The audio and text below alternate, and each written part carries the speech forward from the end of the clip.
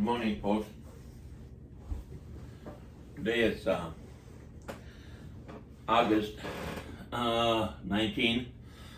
On Tuesday, I had a very interesting meeting with one of the employees of one of the wards in Chicago. This person was discharged from her place of work without any notice. But I want to discuss a lot of concerns of the residents of Orchard Heights in Chicago. I have two,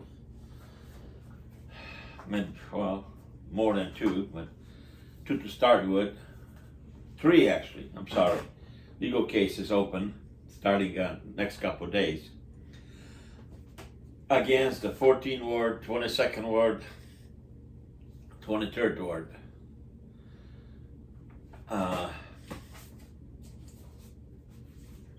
Trying to look through the paperwork over here.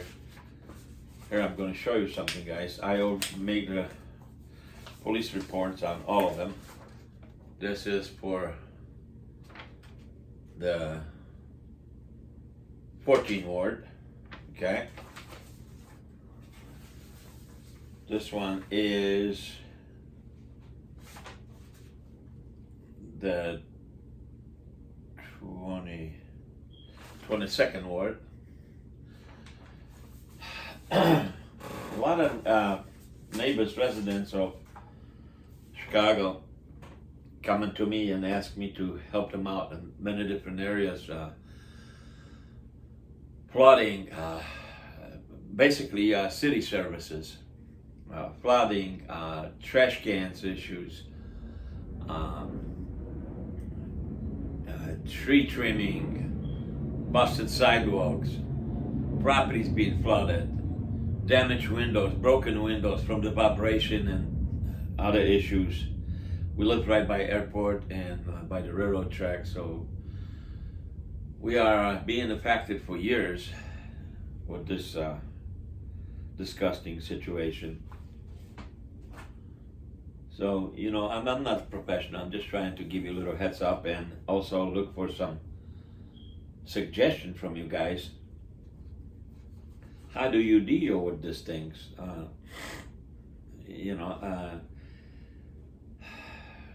Our city's people, offices, aldermen, they are not listening. They're just ignoring the residents and disabled people, senior citizens. Not all of them, but quite a few of us. And they thinking they have the immunity, protect them, and they just collect the money and collect the signature when the election time comes. But the residents of Orchard Heights, some of us, get fed up with this.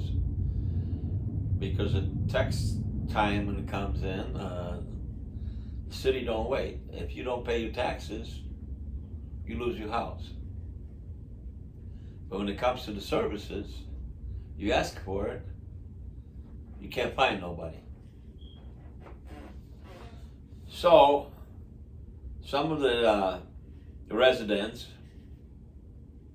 came to the conclusion that we should file the lawsuits against some of those offices. And that's exactly what I did a couple weeks ago. I filed the lawsuits against 3 different aldermen. They're preventing me, Watchdog Group Corporation, Jerry, to represent the senior citizen, disabled people, busy people, hardworking residents. And they keep the doors closed, some of the aldermen's offices. Some of them will not allow me to set up a meeting for the residents and me being present with them at the request of the residents. That's the right to choose whoever they want to accompany them or translate for them. And these people at the public offices are denying them the right, basic rights. This is unacceptable. So I got my doctor coming in here today, and I'm going to discuss with him also some issues with my health, because my health is deteriorating from this kind of action that I'm getting from these officers when I try to help the residents. My blood pressure goes up, my sleeping disturbance, high level of stress and anxiety, eating disorders, which cause me gain weight, ongoing emotion distress. I spoke with my doctor numerous times, and my primary doctor, he's visiting, as I mentioned earlier. He's going to come over here at my house in about 4 or 5 hours. But also I reach out to a couple psychiatrists, which I already had about 4 sessions, to be honest with you, to discuss all this stuff that goes on. And one of them, let's see if I got the names over here. Yeah, one of this Dr. Tomilladwolu. That's one female psychiatrist that I spoke with. And another one is Susan Chan, Chan. It's another psychiatrist doctor.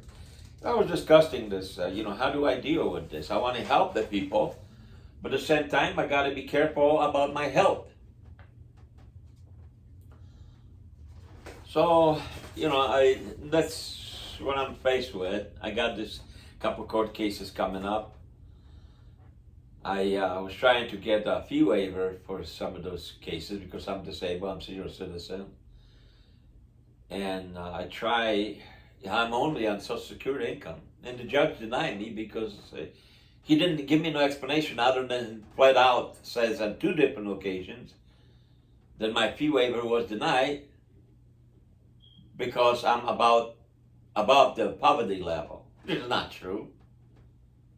So I'm going to deal with that later on anyway.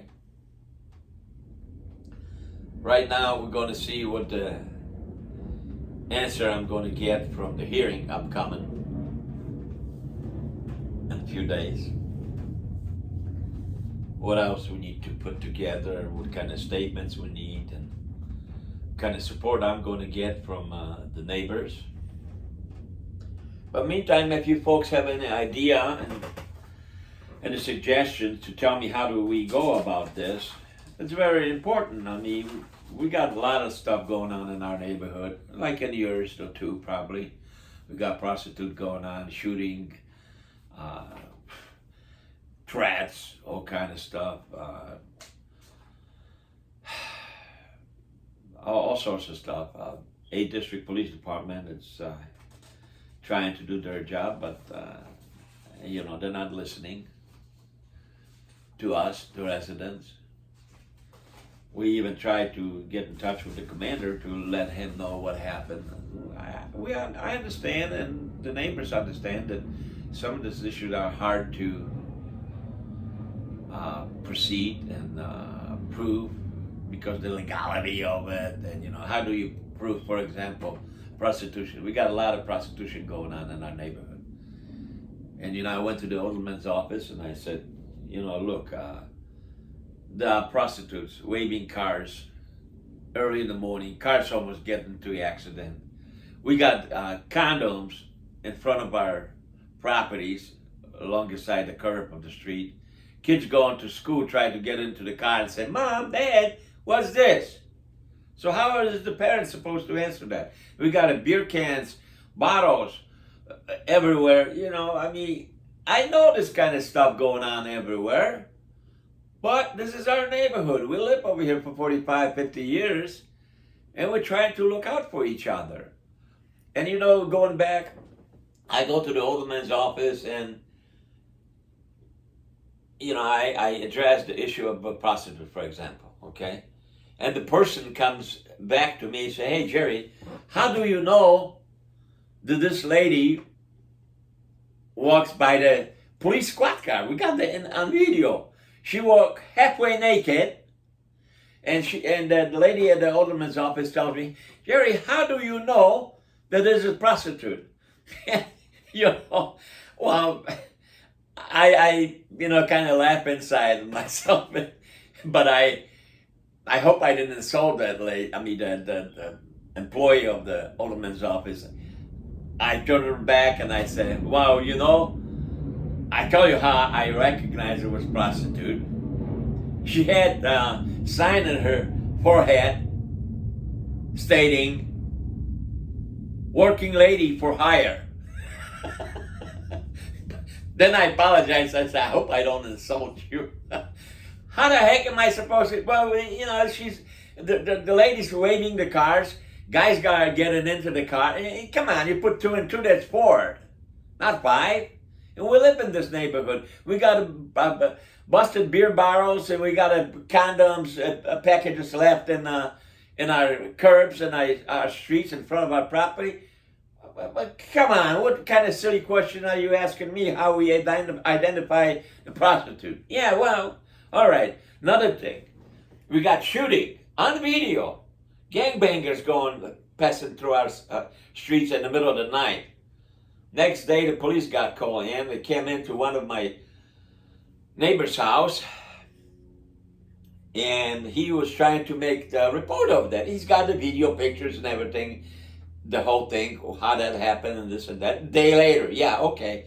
So the police comes into the house and talk to the person for 45 minutes, and the person is describing what took place. Here's the video, here's the pictures. And the police sits there for 45 minutes listening to everything. And at the end of the meeting, they say, "Well, we cannot do nothing. We don't have anybody. We didn't catch anybody." Well, the bottom line is, you got to address these issues, got to protect us. You got to look out for those things before somebody gets killed. "Oh, we cannot do nothing. We cannot do nothing. Well, sorry, but, we came over here and we enjoy ourselves for 45 minutes and we didn't do nothing." Well, anyway, folks. So that's what happened. And then another thing, we had another incident. Now, this is a good one. Oh, my God. I'm laughing because if I cry and my blood pressure goes up, I end up in a hospital, which happened to me a couple of times when I've been dealing with these issues. Another issue. Drive by middle of the winter, guy at night didn't like the American flag being placed in front of the resident, one of my neighbors. So he tore the flag up, stomp on it, and drove away.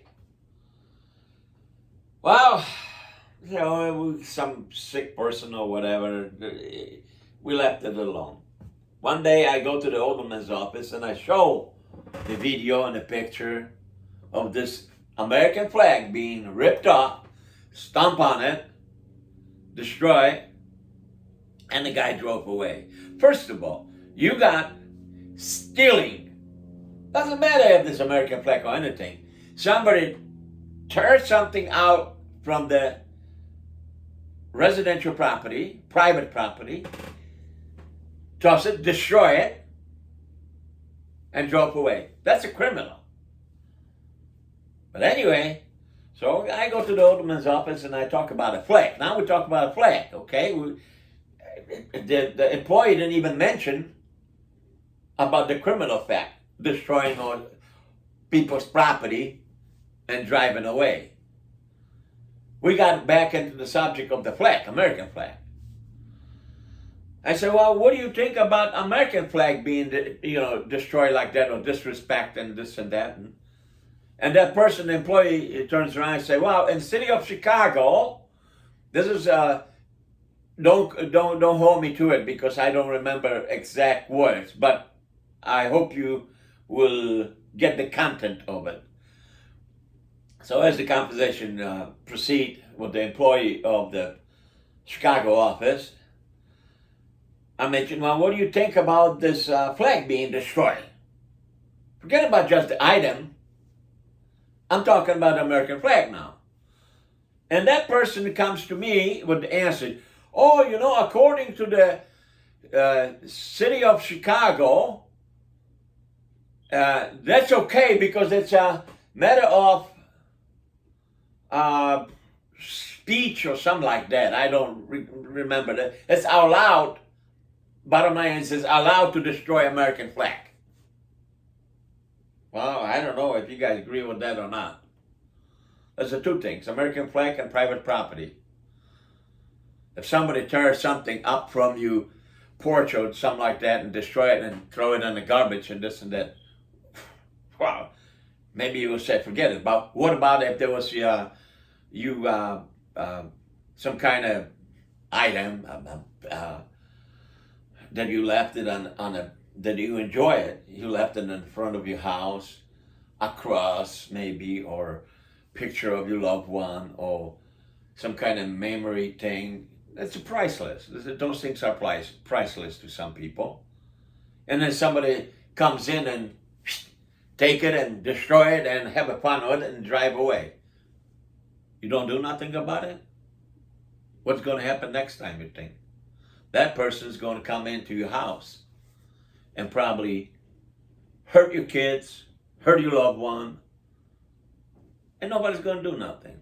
Yeah, somebody's going to try to do something afterwards.